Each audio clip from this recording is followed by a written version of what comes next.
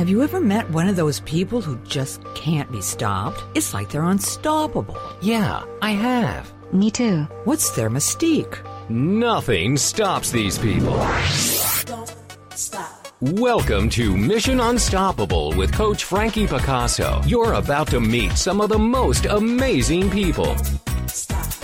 Don't stop. They've accomplished their goals despite insurmountable odds. They beat adversity, physical hardship, and traumatic events, and emerged triumphantly. They're people just like you and me, and they're winners. Are you unstoppable? Here's Frankie to show you how. Well, hello there, and welcome to another Mission Unstoppable. Today is no exception, another great show on the works. We are going to meet a woman who has showed such bravery, grit, and faith to fight for herself. Not only did she have the courage to escape a violent polygamist cult at the tender age of 13, but she overcame fear to let go of her past and find her future. Anna LeBaron is one of more than 50 children of the infamous polygamist cult leader Ervil LeBaron, who endured throughout her childhood abandonment, horrific living conditions, child labor, and sexual grooming. Today, Anna is a gifted communicator, a personal growth activist. She's a coach, and she's passionate about helping others find their freedom and overcome obstacles in their lives. And she's a mom of 5 grown children. Let's welcome Anna LeBaron to the show. Hi, Anna. Welcome. Hi, Frankie. It's nice to be here. Thank you for having me. I am so pleased that you're here. And let me just say, what an incredible book you have.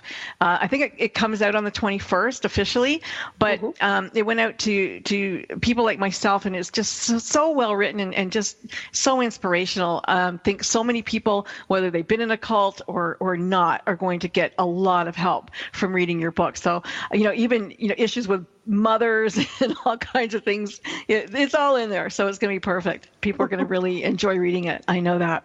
I agree. Anyone that's experienced any kind of trauma or any kind of abuse, we'll find some hope in there. I was looking at the testimonials on your Amazon page, and there's one from your aunt. Yes. And I'm just going to read it because I think it's kind of poignant. She said, "The Polygamist Daughter is a heart-wrenching account of my niece Anna's extreme neglect, of fear, and abuse inflicted by the very ones meant to protect her. Readers will be astonished by her powerful testimony of surviving danger and terror while growing up in the cult of her infamous father, Ervil LeBaron. And this account of Anna's resilient spirit, strength, and courage brings hope to others, many of whom through fear have remained silent for too long." And that was written by Irene Spencer, and she's the author of the New York Times bestseller, Shattered Dreams, My Life as a Polygamist Wife. Now, it's interesting to me, and I'm not going to spend too much time on her, but it's interesting. Irene was married to your father's brother, Ervil LeBaron. She came to be his second wife. He was also a polygamist.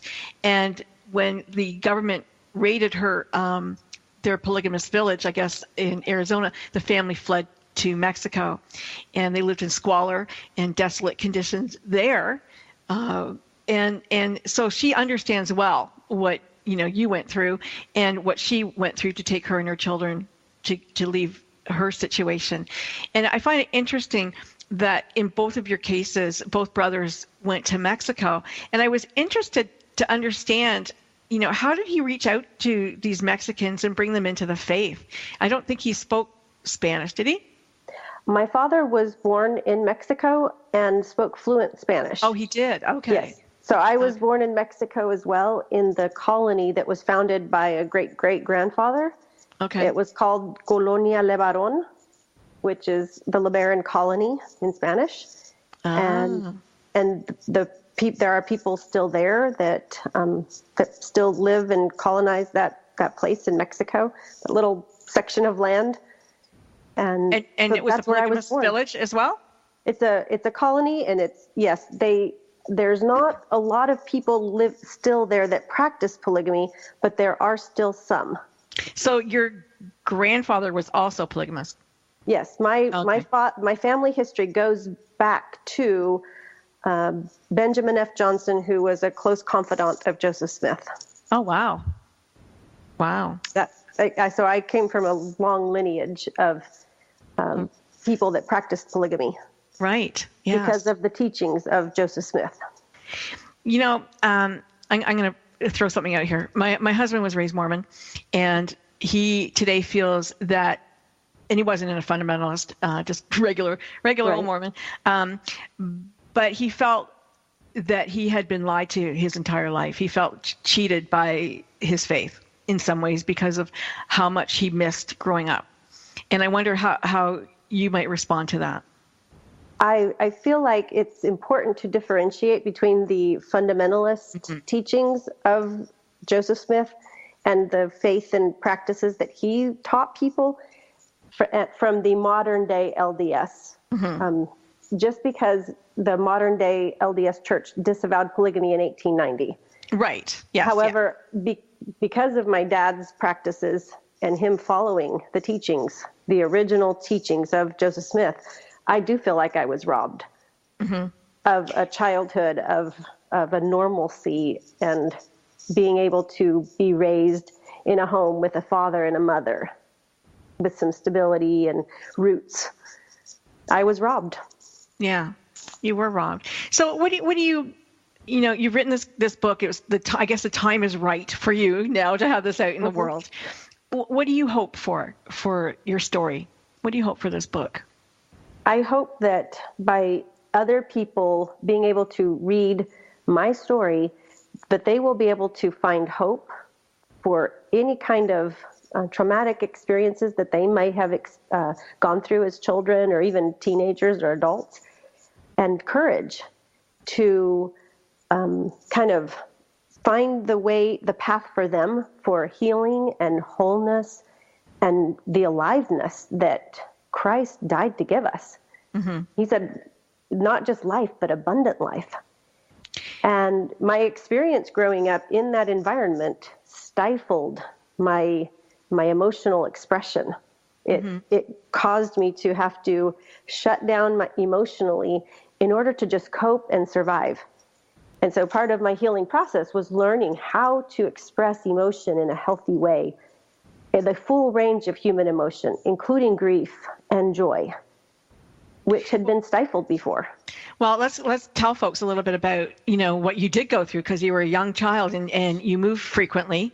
You were never sure if you were going to stay in any place. You left in the middle of the night often, and you had, those moments where you have to grab the things that are most important to you because we're gone. Right. And so you didn't have too many attachments to things. Correct. Or if you did have attachments to things, you were going to be disappointed because you never got to keep them. So I'm assuming that you weren't allowed to talk back to Mom. No, my mom was pretty strict, and we had a healthy fear of any kind of shenanigans involving back talk, or the ones that did got spankings. They did believe in corporal punishment, and we did get spanked. So I had a very healthy fear of being spanked, and so I was a pretty compliant child. Well, I think you said that in the book that your bed was a foam mattress on the ground. Like, this is how you lived. Rolled it up and gone, right? Well, that's when we lived in Mexico. In Mexico. Other times, it was just grab a blanket from the pile in the corner and find a spot on the living room floor to make yourself a little spot and curl up next to your sister, whoever. So at any given time, how many, not the Mexico times, but when you were living with your mom, how many children and or wives would be in a house with you? Generally, 2 or more of the wives would share a home with all of their children. So sometimes up to 20 people would share a, traditional 3-bedroom home designed for a family of 4. And my mother, in addition to raising her own children, was also raising the children of one of my dad's wives that had gone to jail, and another one of my dad's wives that had died of cancer. Oh, wow. And so my mom always had quite a few children to take care of and look after and feed and clothe. So her resources were limited, and her time was very limited as well, because she normally worked full time outside the home. But you're always happy to see your mom. Always happy to see my mom. Always happy to see her. And you saw your father infrequently. I can count on one hand the times that I spent in the same room as my father, and twice that I remember having a conversation with him. And little girls like their daddies. Little girls, look up to dad. And so what did that do to you as a woman, as a young girl, that, you didn't have time with dad? Well, regardless of who he was, Right. I was raised essentially fatherless. Mm-hmm. And so that left some gaping wounds that needed to be filled, needed to be healed. And I wasn't able to pursue that kind of healing as a child. And so in my adulthood, I pressed in and found ways to connect with a Heavenly Father that helped me kind of put a salve on those wounds that was actually healing. And today I do have what I'm calling a well-fathered heart. Oh, that's nice. That's a great way to put it. Because I've had those experiences with my Heavenly Father now that are real and personal and palpable. Mm-hmm. You sound like Rochelle Decker. She talks like that too. Another author.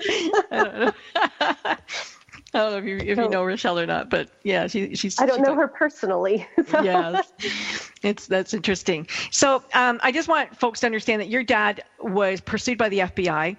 Yes. The children were. I just missed that there, Ben. So I got to go back and get that. How many seconds are we away here? Oh, a minute away. Were pursued by the FBI, and the children were taught basically no comment. I don't know. That was your standard reply. Mm-hmm. And when we come back from our break, I want to talk briefly about why your father was being pursued by the FBI and what his cult was known for, and then we will move on to the rest of your life. We'll get over that.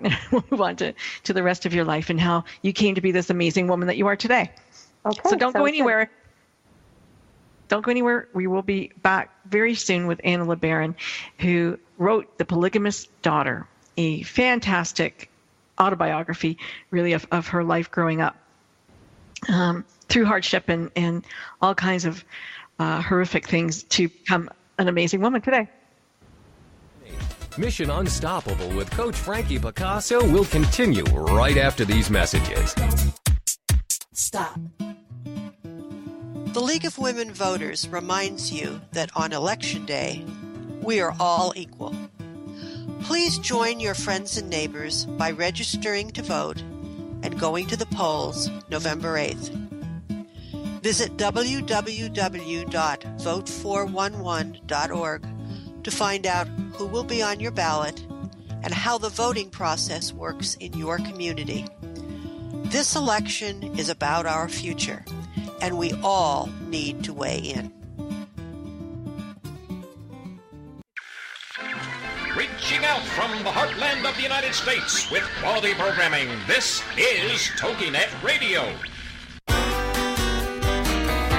It's words you never heard. Got a lead foot? According to state troopers, here's what not to do when you get pulled over. Don't be a lachrymous and start crying right away. It doesn't help. But if you're under 20, crying won't be held against you. Don't ask for a break, and don't yell or start any argy-bargy. And one trooper said, if they're going to flirt with me to get out of a ticket, it would probably insult my intelligence. But unfortunately, I don't get hit on all that often. So flirting or being a gill flirt won't work. Did you know that 15% of all drivers get 76% of all traffic tickets? And the odds of winning if you challenge a traffic ticket in court are 1 in 3. So what should you do when you get pulled over for speeding? Be courteous to the officer, and most of all, be honest. It's words you never heard. I'm Carolyn Davidson, and you can have fun challenging your words you never heard vocabulary with my free app, Too Funny for Words.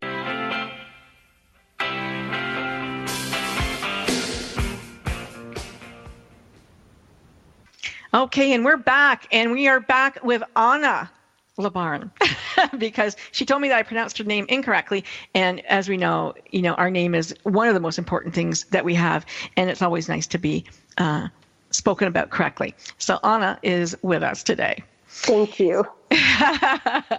My pleasure.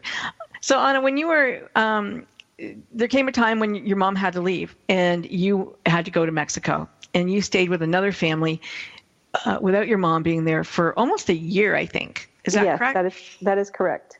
And this family, husband and wife wasn't too thrilled to have you, although they were followers of your father's cult, and they sent you out to work every day. They sent you out with what, cake or something? You had to go out and sell slices of cake that she made. Is that correct? Yes, that is correct. Because I was blonde and, fair-skinned, I was kind of an anomaly in the heart of Mexico in Veracruz where we lived. And so I would go door to door with a platter with a cake on it that had been sliced up. And I would sell these slices of cake, a few pesos each, and, one slice at a time. They would need to bring a plate and something to, serve the piece of cake to themselves, and then we would also paint rocks, and I would go door to door selling them as, quote, paperweights. And these people were probably just as impoverished as we were. Yeah. And couldn't afford these little, luxuries any more than we could. And yet, because of, I was, blonde hair and, my looks, I was being exploited. My looks were being exploited. Yes. For that purpose. I couldn't even imagine them buying stuff from you. I'm like 9 years old and super skinny because I was very ill. Because in Mexico, you drank the water. Yes. My body wasn't used to that. And so I was very ill almost the entire time I lived there for almost a year. And, it was. But you've been plagued with stomach problems. Yes. But psychologically too, because of the stress on your body and the stress of never knowing, being in fear. Anxiety in my gut, it kind of evidences itself in that stomach area with, the tightening of that. So yes, that began when I was probably 7 or 8 years old, the first time my mom left us, and I was aware that she was leaving and I knew she would be gone a while. Mm-hmm. So that anxiety has been a part of my life until very recently when I was able to get help for that. It's interesting that the kids were happy to, you were happy to see your mom show up again, even knowing that she would go again and leave you. And did you ever have ill thoughts towards her when you were young? No. No. I mean, I didn't have the capacity or the knowledge or the emotional wherewithal to be able to understand what was happening. I was emotionally attached to my mom, and that's why anytime she would come back, it would be an emotional experience, and grief would be expressed, that she was gone. And then the reunions were always sweet. Mm-hmm. And so that's part of the history with my mom that is so complex. There was good times, though. Good times. Yeah. You guys went dumpster diving. What did you call that? We called it gardening because we were looking for, discarded produce and vegetables that, you could cut off the little parts that were, bruised or not quite fresh anymore. Mm-hmm. And you could actually give yourself, nutrition. My mom supplemented our nutritional needs with dumpster diving. And I actually was one of the ones that would get put in there because I was small enough to be lifted up into the dumpster, but old enough to know what to look for and how to search. And so I got to experience that as a 9 and 10, 11-year-old girl. But the clothing was the most fun. What did you guys call that? We called it gift boxing. Gift boxing. I love these terms. These are great. Euphemisms were really helpful to where outsiders didn't know what you were talking about.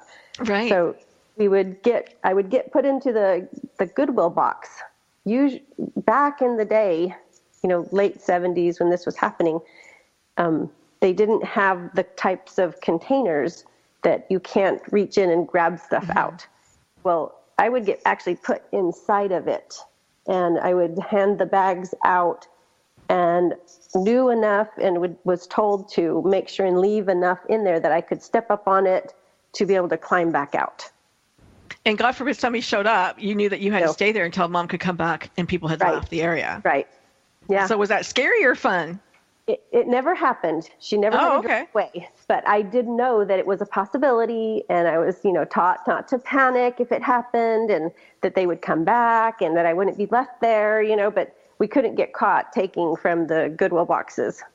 Right. Yeah. But that, we would take the bags home and, Although when you think about it, I mean, it was really people like you who really were their customers who needed it.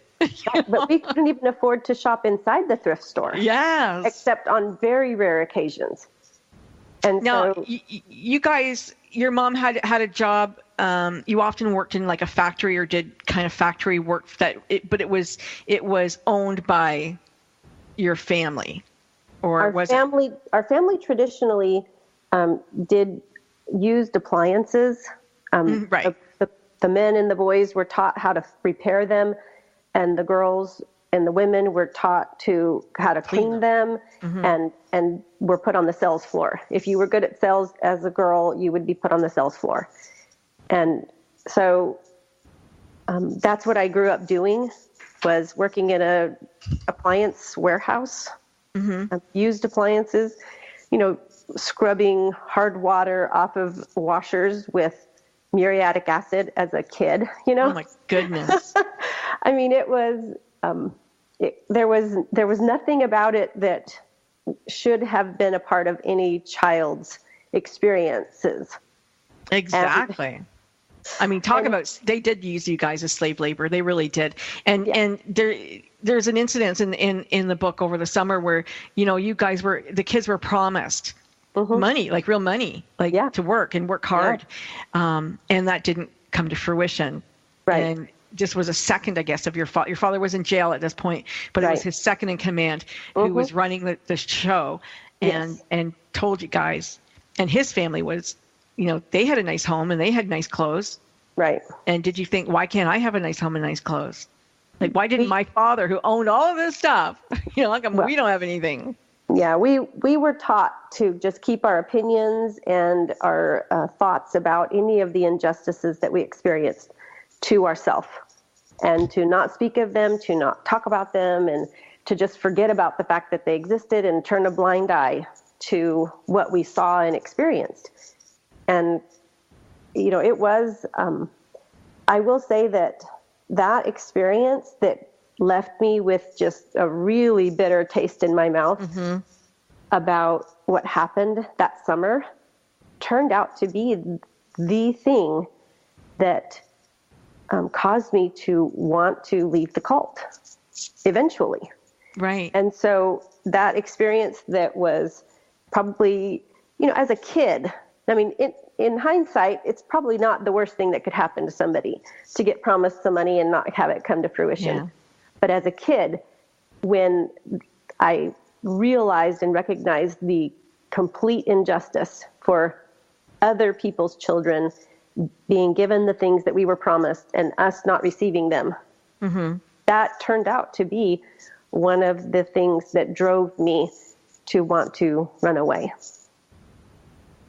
And good thing that it did.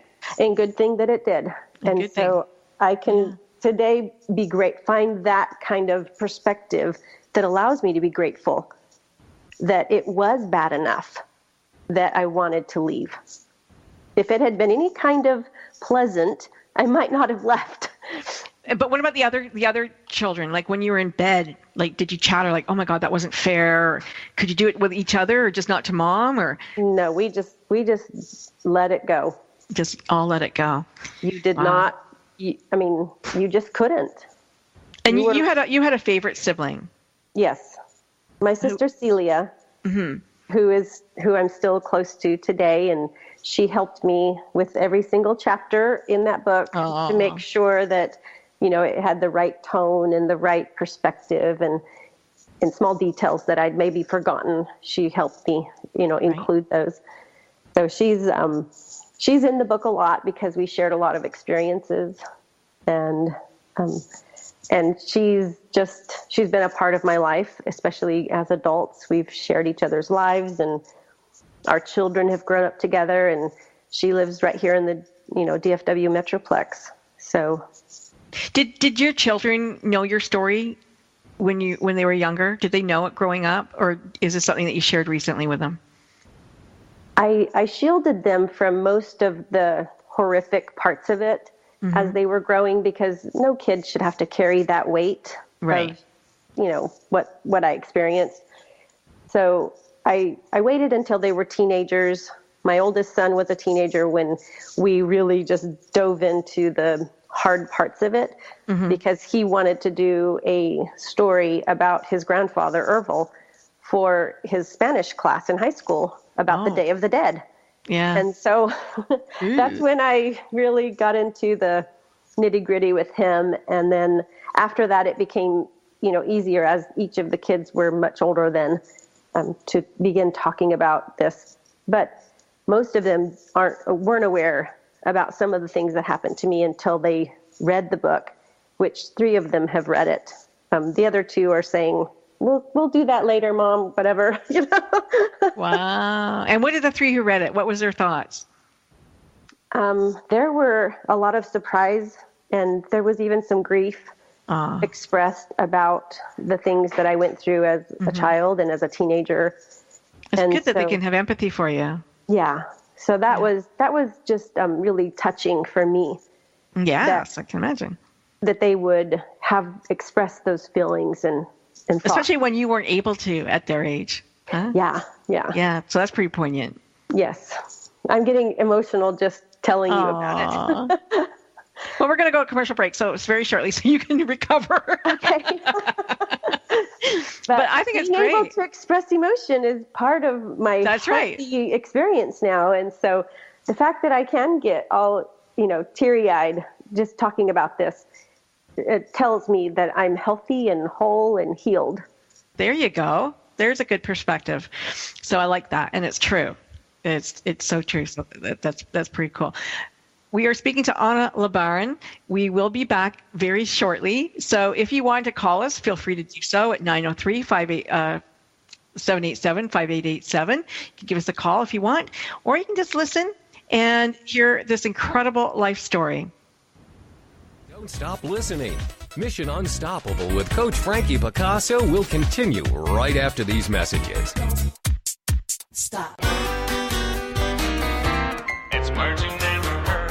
Next time your parents or grandparents complain about walking to school uphill both ways, you can tell them about a village in China where getting to school is a real adventure. In the mountainous Sichuan province, children have to get to school from their tiny village of Atular by rappelling, abseiling, and clambering down a 2,500-foot cliff. Using ropes and bamboo ladders to scale this 1/2 mile high Bruktumuk, the journey is so difficult that the school children ages 6 to 15 only return home every 2 weeks. What's the word for the fear of heights?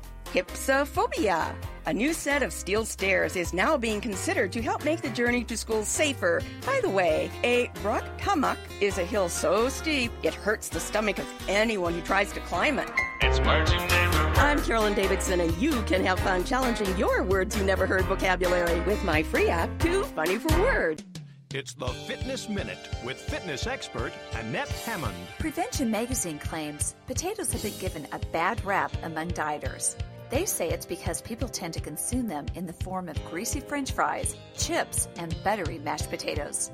But potatoes really are a nutritious food when they're prepared the right way. One medium potato has about 150 calories and 5 grams of fiber. It also packs nearly 20% of your daily quota for heart-healthy potassium. So bake, roast, steam, or boil potatoes, and don't lather them up with butter and excessive sour cream or mayonnaise.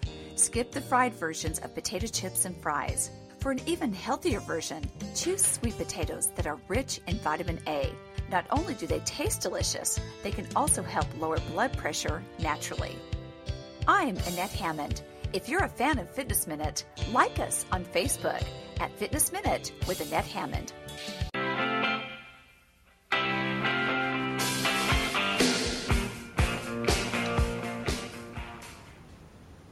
And we're back. You're listening to Mission Unstoppable Radio. I am your host, Frankie Picasso. My guest today is Anna LeBaron. Anna was one of more than 50 children of the infamous polygamist cult leader Ervil LeBaron, who went to jail for murder he had, I think there was something like 20 cult members that were murdered before and after his death because they left the cult and maybe did something that they weren't supposed to see or do, unfortunately.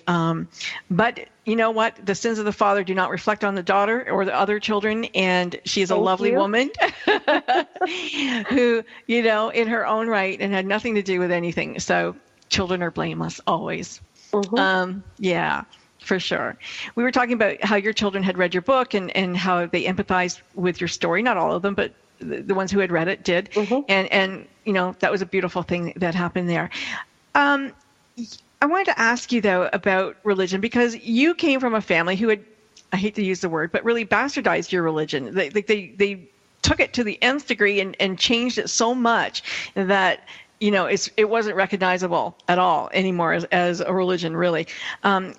So you came from that, and you're a follower of Christ. You know, that is your passion and your belief today.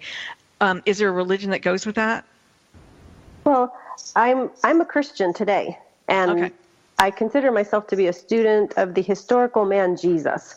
Okay. Because who Jesus was and the things that he was about when he was physically here on this earth, you know, he left wholeness and healing and help for the people around him. Yes. Whereas my father, the opposite was true. In his wake, he left death and destruction and lives that were shattered by his beliefs and his extreme practice of the beliefs that he held dear. And so I think there's quite a contrast in my current faith and wanting to have as the expression of my life the things that were important to Jesus, meaning love, joy, and peace, and kindness. That's what I want the people that I encounter to experience as a result of being, you know, anywhere near me or having, you know, finding me on the internet or through social media, for that to be the expression and what they see and what they feel from having encountered me in any way. When you left, when you left home, when you left your family, you moved in with, was it a half sister? Yes. Okay. My half sister was the one who I called when I knew I needed to get out, and she took me in, and her husband finished raising me. And that's when you met your husband? Yes, my sister. In high school? Correct. My sister and her husband, they enrolled me in a little Christian school that was just down the road from their home. And that's where I met Jesus and encountered the love and the grace and the kindness that I experienced that really left me open to receiving Christ when that opportunity came to me. And so that's, I did go there, and I graduated from that little Christian school in 1987. And you really love that school. David is your husband's name, is that correct? Well, in the book, yes, that's who I married. Yeah. And so we did have 5 children together. I will say, just so that the listener isn't mistaken, but you know, he and I tried for 17 years to make that marriage work, and it did not work eventually. And so he and I were not married when he passed away last year. So my children in the past year lost their father. I'm sorry, I didn't know he passed on. So, because I remember reading, I thought I read that you did have some difficulties, but you had divorced and actually got back together. We did divorce and get back together, and then, you know, and then eventually we divorced again. And so it wasn't for a lack of trying. No. He definitely wanted to make that marriage work. And was it just too much history? Both of us, the way I say it is, we were both very ill-equipped for providing a nurturing place for our marriage and our relationship to grow. And so it was difficult. And well, you did a lot of work. I mean, you worked with a therapist for years and years. Yes. Did he work with a therapist too, or no? For part of the time, yes. Okay. And we did see a marriage counselor, but I think that by the time we reached outside of our marriage for help, it was already enough. A lot of damage had already been done to the relationship, and so, we definitely worked hard at it, and weren't able to put the pieces back together when it became time to get that help, and that outside help was coming in. It was. Well, I'm sorry for the loss. Yeah. But some of your family members have put out there that all of this was possible because mental illness ran through the family, and if only they had had medication, that they probably wouldn't have done anything like what happened. Well, I mean, nobody can go back and predict what might have happened had things been different. But there was, you cannot have a discussion about my family without talking about mental illness and the professional help that's needed when people are struggling with mental and emotional and psychological difficulties. And my father did have those and needed help. However, with some of the struggles that he had, just by definition, those struggles prevent you from asking for help because you don't feel like you need it. Yeah. And so it's kind of a catch-22, if you will, with him. And he died in prison having not received any kind of mental health care.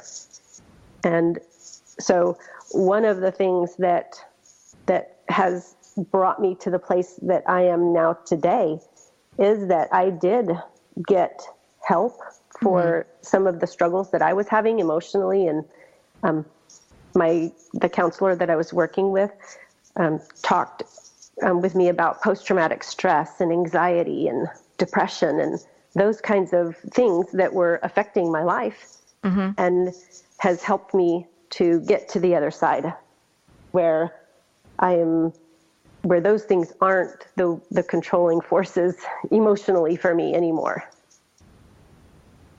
Well, it sounds like you're healthy. Well, I am healthy where what she said is, let's get you to the point where you're not re-traumatized by telling your story. Because there is an aspect of being public and sharing your story that opens you up to reoccurring difficulties if you haven't healed enough. Right. And even though I've been sharing my story publicly for about a decade now, being able to write the book with all the detail and the nuances and, when I go and speak, you're given maybe 25 minutes to share this big story. Right. So there's only so much detail you can go into. Well, in a book, that's quite different. And so it was a different experience writing the book and sharing the real deep emotional stuff that was still there and wanting to be expressed. Because when you moved in with your sister and her husband, Mark, he got inadvertently killed in the shop the day that you're supposed to go in there. Is that correct? Do I have it right? I read your book about a month ago, so that's. I mean, there's a lot in that book, so I have a hard time sometimes remembering all the details. So I don't expect anyone to. That was that day. That was devastating. In 1988, that was devastating to our entire family. What the events of that day, because it wasn't just him. It was him, his brother, and my brother, and a little girl that all got killed in 3 different locations in the state of Texas on the same day at the same time. And they were on a hit list. Yes, my father had left a hit list in his prison cell. He had written the hit list in his prison cell when, in his mental madness, if you will, he was ordering all his followers to come guns a-blazing to bust him out of jail. Wow. was suicide mission, and everyone knew it. Everyone in their right mind knew it. Right. So when they didn't, he left a list, and people began to, years after he passed, several members of our family took up the mantle and began going down that list and killing the people on the list, because in their minds, they had to do that in order to be in right standing with God, to get it was God's a blood blessing. atonement or something. Is that what it was? It's called blood atonement. Okay. And meaning there are some sins that the blood of Christ cannot cover, and therefore you must atone for those sins with your own blood. And so, yes, that was what happened. They were blood atoned, and anybody that happened to be a witness was also killed, which is why the little girl passed away. Mm-hmm. And I would have been, had I been with Mark that day. Yes. And were you on that list? No, I wasn't. And just one of the questions that I get asked a lot is if there's any type of threat on my life for sharing the story. And just to help your listeners understand that there's no threat. Nobody in our family is practicing or even believing any of that violent faith that my dad practiced. Nobody is today. It was 1988, so almost, am I doing the math right, 30 years? Yeah. It's been almost 30 years. So. Yeah. Okay, well, that's good to know. Yay. Yeah. I would never have put myself or my children or anybody I loved at risk by sharing this story if there was any possibility of that. Yeah. The family members, everybody knows the stories. They weren't, nothing was hidden from anybody within the family. But the sharing of it must be difficult for many, I would think. We're going to go to commercial break in just a few seconds, but I don't know if you want to talk about that when we come back. Oh, I can talk about it. Okay. Because, not everybody wants their story told. Some will tell, but maybe they do. I don't know. I'm just assuming that there might be some who don't. That's correct. If they've reached out to you and let you know that, let's hear about it. We're going to go to a break. We will be right back with Anna LeBaron and you, so don't go anywhere. Don't stop. That's right. Don't stop listening. Mission Unstoppable with Coach Frankie Picasso will continue right after these messages. Stop.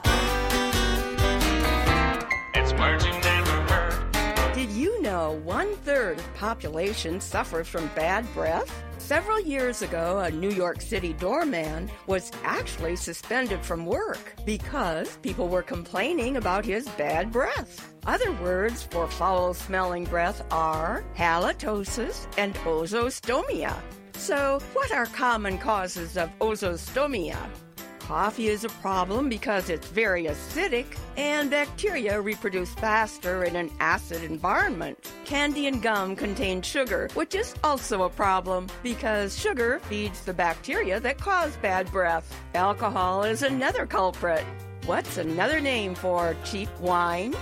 Plonk, slip slop, or stinky bus. It's words you never heard. I'm Carolyn Davidson, and you can have fun challenging your words you never heard vocabulary with my free app, Too Funny for Words.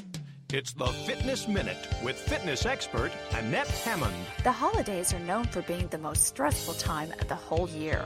And it's a fact that the best way to relieve stress is to exercise. Even though you have a long shopping list to plod through, that's even more of a reason to hit the gym. After 30 minutes on the treadmill, your mother-in-law's pending visit will not seem so overwhelming. The Christmas cards that you've not yet sent out will not seem like such a big deal. Exercise releases stress in your life and gets the endorphins flowing so that you feel so much better. So during this wonderful but frenzied season, make sure to keep your daily exercise going. Not only will the pressure and tension be easier to handle, you will also have the energy that exercise gives you to be more productive and to get more things done, like shopping, gift wrapping, addressing Christmas cards, decorating, etc. For the Fitness Minute, I'm Annette Hammond.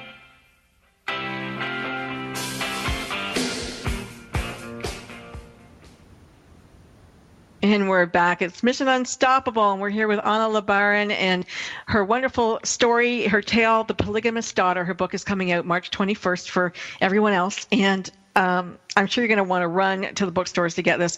It is a fantastic read. It is a very good book, full of sadness and wonder and courage and all kinds of things. But definitely, I highly encourage everyone to go out and read this book because it is a really good book in and of itself. Anna, you've been so brave to tell the story. And when we went to break, I asked you if there's family members who weren't ready to share the story and if they reached out to you. Well, I did my best when I was writing to tell only my story because other people have theirs to tell. And when they're ready, they should be able to tell their own story. Mm-hmm. I did my best to protect the privacy of people that are still wanting their privacy.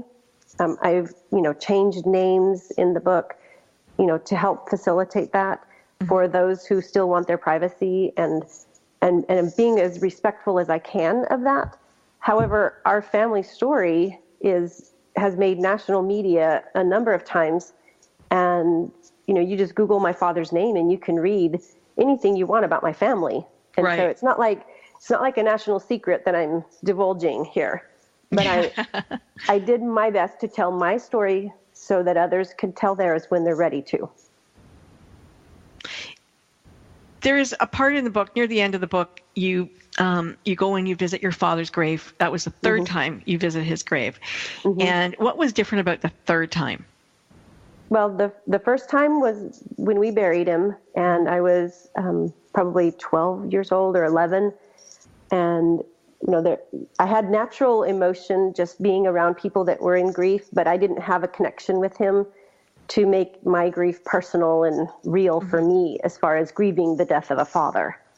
So that was that first time. And then again, I went back, many, many decades later and visited his gravesite. And there was just not a lot of emotion there. I thought I would feel something and that just didn't happen. Mm-hmm. And so the third time I ended up, I don't want to give away too much to the listeners, because if they decide to read it, this is one of the, critical moments, I would say. But I ended up there inadvertently with my friend's mother.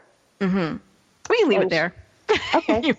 We can leave it there. Well, I will say that, some of the things that happened and the things that she said to me that day were very life-changing for me. And so that's why I don't want to give away too much. Sure. Yeah. No, I totally understand that.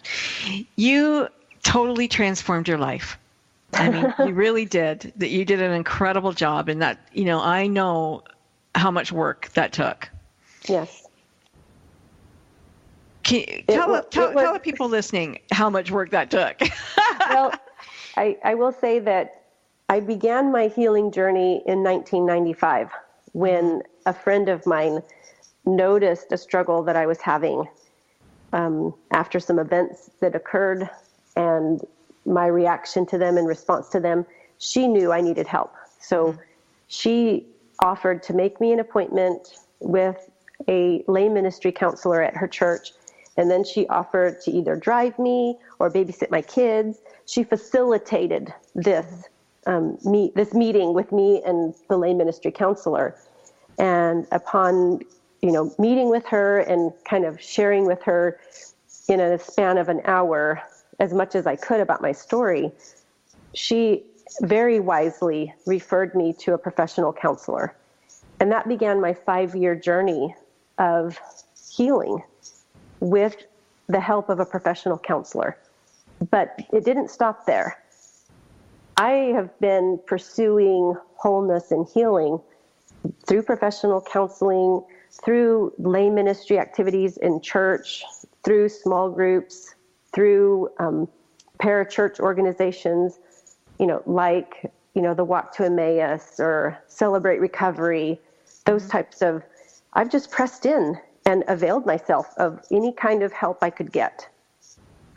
And most recently, for the past, 10 years or so, 11 years, I've been a part of a program at our church called Freedom Ministry that has really shaped and helped form my spiritual walk with God and allowed me to heal even more than I'd already done and connect with God as my Heavenly Father, as I was talking about earlier in the show. Mm-hmm. So, right, because you don't feel void of a father because you have a Heavenly Father. Yes. Yes. And so my healing journey has been decades long. Right. And I have pressed in more than anybody I know. And that is why you are unstoppable. Yeah. It took me being willing to ask for help and to press in and to receive help when it came to me. And I just kept following the path that I was on. And every time the light would be shown a little step ahead of me, I would take that step. And so it didn't happen overnight and it didn't happen quickly. It happened one step at a time as God put light on the path in front of me, and I would take that step. You know, you were really fortunate to have such a good friend and good friends that you did have in school. You were in a deep depression and you weren't coming out of it. And Yeah. if they hadn't forced your hand, who knows what would have happened to you. Right. And, Well, that was when I was in college, right, in 1989. Yeah, and I just want to say that if anybody listening knows somebody like that who is in such a deep depression and you think, oh, I'll just leave them alone, don't leave them alone. Yeah, don't leave them alone. Show up and be there with them and walk this path with them so they know they're not alone, and then help facilitate them getting whatever help they're willing to receive. Mm-hmm. And sometimes that just means sitting across from them over a cup of coffee and hearing their stories. That can help lead them down the path to where they're willing to share with maybe a professional or a lay ministry counselor or somebody else, that you can help facilitate that for a friend if you know somebody that's in need like that. Okay, I'm going to talk about the elephant in the room. Mom. Yes. You took the book when it was complete to your mom. Well, actually, even before it was complete, you let her read parts of it, I think. Right. Because, you love your mom, but at the same time, mom was responsible for a lot of this stuff, and how come she didn't help, and how come she wasn't strong enough to save you and the rest of the kids. So there must be a bit of that. And I'm sure, I know that you did forgive your mom. Talk about that briefly. Well, I have a very conflicting relationship with conflicting feelings in the relationship with my mom, because my mom still believes in polygamy, and she lives in a community of people that still practice it. And so the community that she lives in is not violent, and they're allowed to have contact with outsiders, and they're allowed to leave if they want to, with no harm to be done to them if they decide that group's not for them. And so, is she married? No, she's a widow. Okay. So she had been married to the leader of that group, but he passed away, and she has not remarried since then. And so she's 85 years old. Okay. And so, like you said, when I finished writing the manuscript and turned it into the publisher, I told her I would get on a plane and come visit her. And I did. And she didn't know a lot of the things that had happened to me. And the last thing I wanted was for her to read about these things by herself. And so I took the manuscript and went and... What was a surprise for her? Almost all of it. Really? What did she think happened to her kids while she was gone for a year at a time? Well, I don't think she understood the magnitude of how it affected us. Okay. And most kids that are experiencing abuse don't tell their parents. Right. So that part was probably a common thing for most people, not just people that are experiencing or grow up in polygamy. And so she was surprised by a lot of the things that I mention and talk about and describe in the book, just because we didn't have the kind of relationship where I could just go and bare my soul to her. Right. And so there were a lot of tears and a lot of sadness and a lot of grief on both of our parts. And did it help heal your relationship? It gave us, in a way? I think it helped her gain some understanding about where I am now in my life and the choices that I've made in my life, how I live my life now. It gave her a better understanding of those things. And she's supportive of me telling my story. It's just, she has a different perspective and different faith practice than I do. Mm-hmm. And so we just have to agree to disagree. Right. And yeah, it's interesting because, I mean, even her part in it where, you were child labor with her, cleaning those stoves and washers and whatever. Mm-hmm. And she never saw that as anything wrong. Well, she does see it now. Okay. She does see it now, and she acknowledges that it was wrong. And so there's always a little bit of tension in our relationship just because of her continued belief in the practice of polygamy that affected my life so negatively. Yeah. But I still feel tenderly towards her. She's my mother, and that won't ever stop. Mm-hmm. And I have forgiven her, and I've worked through a lot of that anger that's pressed down, and and then eventually as you grow and mature and you're able to find expression of that, that in healthy ways, I've been able to work through it and come to the place of peace and forgiveness and to where what's left is just tenderness towards her. Oh, that's great. What, of the 50 brothers and sisters out there, how many are you still in touch with? Probably the majority of them, all of them that want to be in touch with me through, the magic of Facebook and social media. It allows us to be connected. And so that's one of my favorite things to talk about is just how proud I am of my family for how much we've overcome and for the lives that we've now created for ourselves and the ways that we are able to interact now that's healthy and good and creating fun memories with each other. Well, that's a great place to end the show on. Anna LeBaron, give us your web address if folks want to reach you. AnnaLeBaron.com, ANNALEBARON. And there you go, folks. The Polygamist Daughter, out March 21st. I think you can get it on Amazon right now. But thank you so much for joining us and for sharing your story with us today. You're very welcome. Thank you. Stop. Stories of people who, when the odds were against them, turned defeat into victory. You've been listening to Mission Unstoppable with Coach Frankie Picasso. See you next time, and always remember... Don't stop.